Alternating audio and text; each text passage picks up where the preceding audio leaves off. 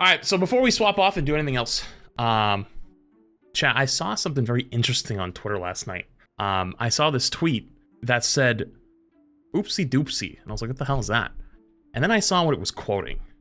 It was quoting this tweet, and it says, Baldur's Gate 3 publishing chief calls out Ubisoft's broken strategy. If gamers need to get used to not owning games, developers must get used to not having jobs.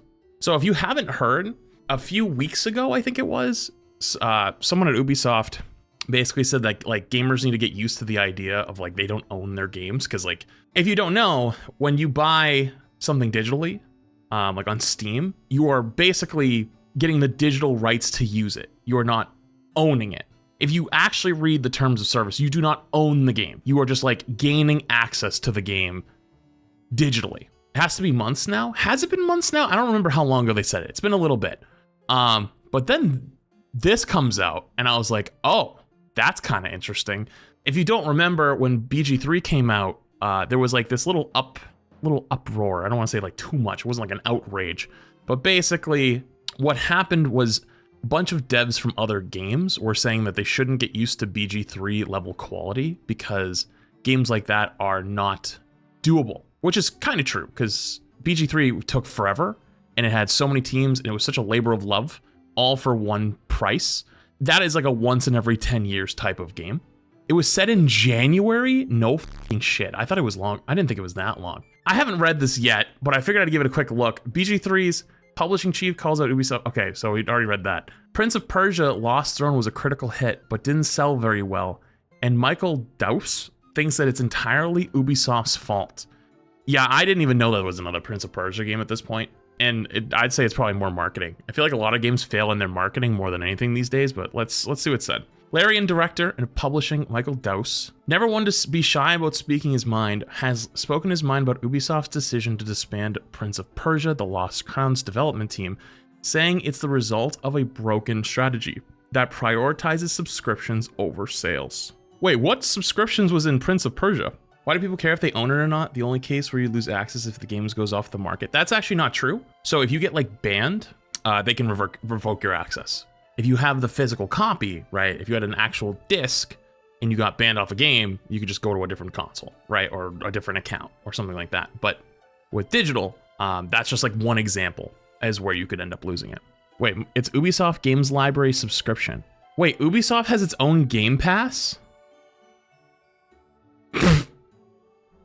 Did not know that was a thing. Prince of Persia: The Lost Crown is quite good. PC gamers Molly Taylor felt was dragged down by a very slow start, calling it a slow burn to a fault, and an overall positive review, and it holds an inviolable 86 aggregate score on Metacritic. Despite that, Ubisoft recently confirmed that the development team has been scattered to the four winds to work on other projects that will benefit from their expertise. This, Dose feels, is at least particularly the outcome of Ubisoft's focus on subscriptions over conventional game sales. The whole feeling comfortable with not owning your game thing that espoused by Ubisoft's director of subscription, Philippe Tremblay, oh, I'm probably butchering the hell out of these names, earlier this year, and the decision to stop releasing games on Steam, which is far and away the biggest digital storefront from PC gaming. Wait, hold on. They made the decision to stop releasing games on Steam? That is the stupidest thing you could do.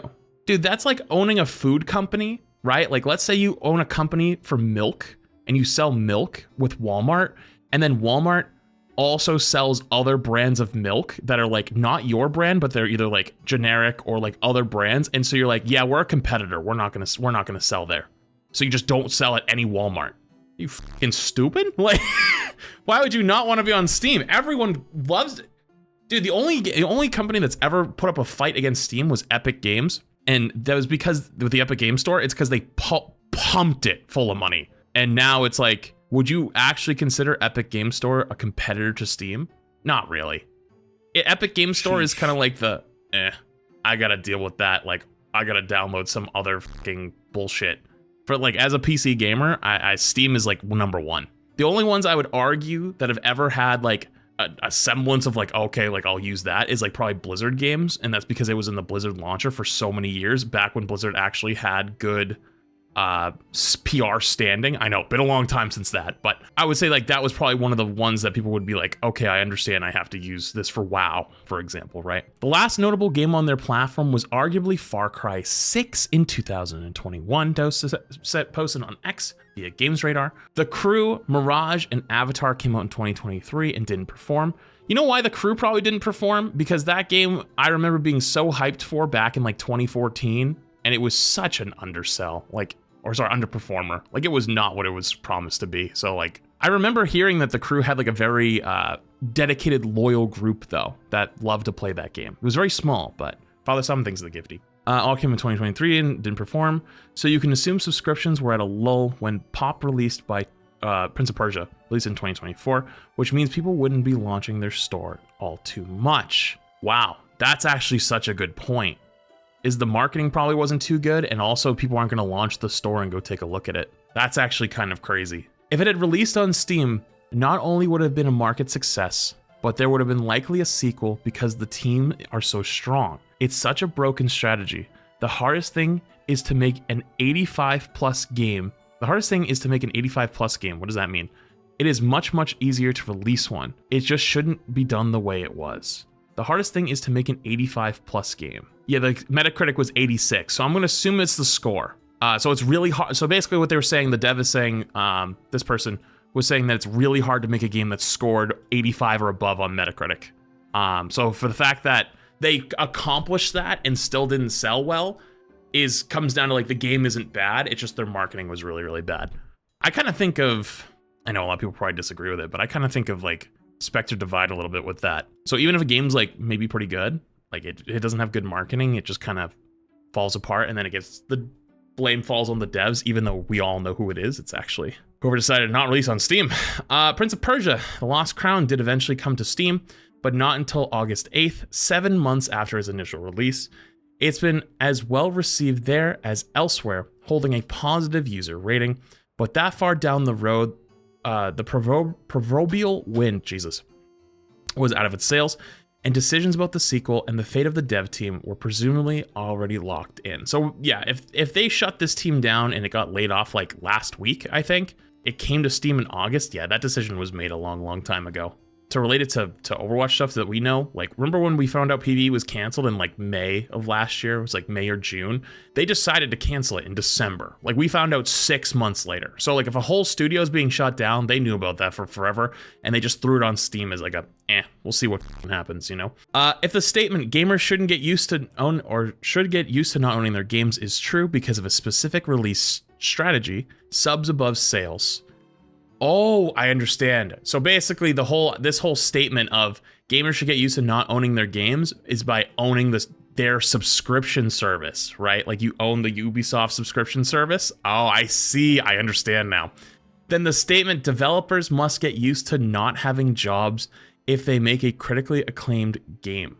Then the statement developers must get used to not having jobs if they make a critically acclaimed game. Platform strategy above title sales is also true, then that just isn't sensible, even from a business perspective. Ubisoft has arguably seen the error of its ways to some extent. After years of keeping PC releases to its own storefront and the Epic Games Store, Ubisoft's games began trickling back to Steam in 2021. Trickling back to Steam. I can't read today. It announced a wholesale return to the storefront in September, saying all future releases, including the delayed Assassin's Creed Shadows, will launch on Steam on day one. Am I crazy for thinking that Assassin's Creed Shadows is literally like a make or break game? Like that's like their last shot for new titles? How is Siege these days? Is Siege still holding on? Dude, how did Siege fumble having like arguably one of the most meteoric streamer rises in years? Like a 60K plus Andy, consistently, daily, only streaming a few hours a day? How do you fumble that? You have literally like the biggest marketing tool of all time at your side, and you fumbled it. That's crazy. It's worth remembering that even when you purchase games on Steam, you don't really own them in a traditional sense. You're paying for a license to use them, and that can be taken away from you at any time for any number of reasons. But with all due respect to GOG, Steam is not where most PC gamers buy their stuff. And in the digital marketplace that now domesticates... Oh, sorry, Steam is where most people... Okay, I was going to say, wait, what? Steam is where most PC gamers buy their stuff, and the digital marketplace that now dominates PC gaming. That license agreement is a de facto ownership. Publishers avoid the storefront at their peril. Which isn't to say Steam's release would have ensured a long, bright future of togetherness and sequels for the Lost Crowns dev team. It also is available on PlayStation 4, PS5, Xbox One, Xbox Series X/S. Dude, just say Xbox One, man. And the Nintendo Switch, which seemingly didn't add up to stellar sales, but Dow said it was an ideal fit for the Steam storefront and Steam Deck, and being there would have been given a better chance at finding an audience than not being there. Can't resonate with for an audience it doesn't reach because it isn't on a platform at the right moment. Yeah, I get really annoyed with Overwatch specifically sometimes with marketing stuff. It's like teaching... I feel like trying to teach Corpa, like super traditional Corpa people, how marketing works in gaming is like, I don't know, it's like trying to teach a fucking kindergartner calculus. It's like, they ain't getting it, man. Like, no matter how hard you try.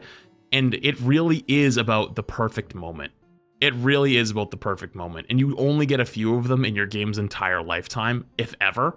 And the amount of times you see games blow that opportunity, and it's completely on some CFO or CEO's like delusions because they just have no idea what they're talking about, is insane. Would I ever play Siege again? Like full time? Absolutely not. Like, would I maybe go back for a day again? Yeah, sure. For premium games on Steam, on PC, is about 90% plus of your total sales on that platform. Probably slightly lower if you have your own platform, he wrote. If you remove the Steam platform at peak of relevance, you're removing 90% average of your potential audience. Quite substantial. Really? Prince of Persia: The Lost Crown released on PlayStation 4, PlayStation 5. Okay, it only sold 300,000 in its launch month. That's still really good though. Like, I feel like 300,000 is not bad, and they were shooting themselves in the foot on Steam. To suggest a simultaneous Steam release would have somehow saved the game is unrealistic. No, it isn't. Not really the kind of game being successful on Steam. It's exactly the audience. Older IP skews older, which the Steam platform does, benefits from democratic positioning, plus a likely headline banner, Steam Deck compatibility, so extra visibility for free, same as any other quality performer. Das isn't the only Larian stalwart to feel this way. In January, Larian founder Sven Vindicki, if I f up these names, I apologize, said it's going to be a lot harder to get good content if subscription becomes the dominant model, because that will leave subscription service owners as the final arbiter of which games do and don't get made. That's maybe a debatable point, but the bottom line is, Vindicki said, is this: you won't find our games on a subscription service. I feel like everyone wants to copy though. Like, everyone wants to copy the free-to-play games. Your Valorant, your Apex, although Apex is kind of struggling a little bit. Your Overwatches, you know, your soon-to-be Deadlock, right? Like, everyone wants to copy these games, but the reason why they do so well at this point is because it's habit. Like, people go back to games out of habit. They have like a game that they always go back to, and it's comforting. And it's really hard to break that. You could not really keep up. So I think a lot of gamers want more standalone titles, story player games, like things you can play a singular time. And they want them to be good. They don't want to feel like they're being like farmed for cash, you know? Because I don't think that making the next, I think we've seen a lot of them, hero shooters. Like, there's so many hero shooters that come out at this point, that it's like for every 100 hero shooters that comes out, maybe one will survive.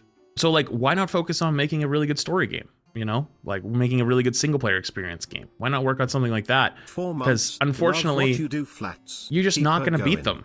You're just not going to beat the Titans and the Juggernaut games. The only way the Juggernaut game falls is if they f up.